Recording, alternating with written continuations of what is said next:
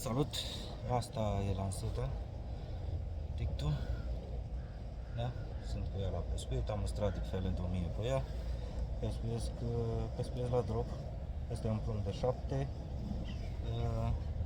O să fac câteva lanseuri, poate iau și pește, vezi cum se și încarcă, vezi cum e și în drill. Vedem cum o fi norocul.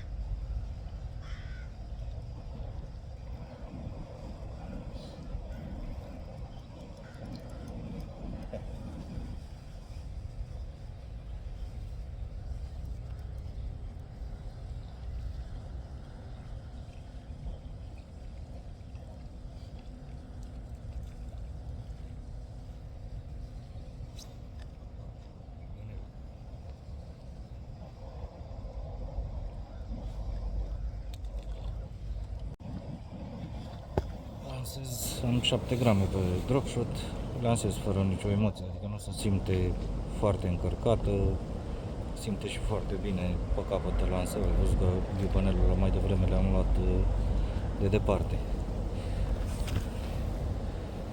Să vedem dacă reușesc să dau așa, să se vadă vârful mai de aproape.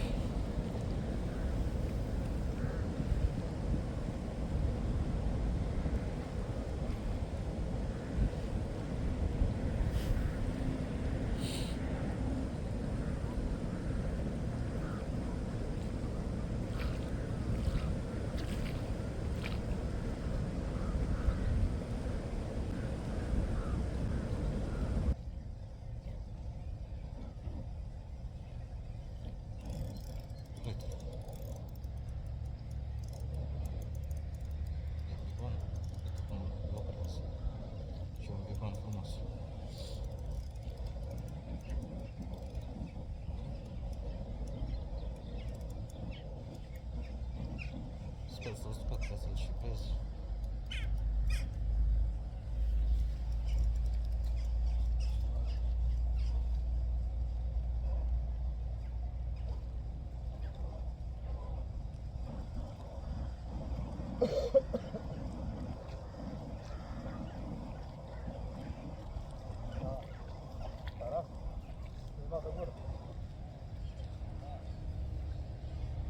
Am crezut că e Ivan. Hai de ochi.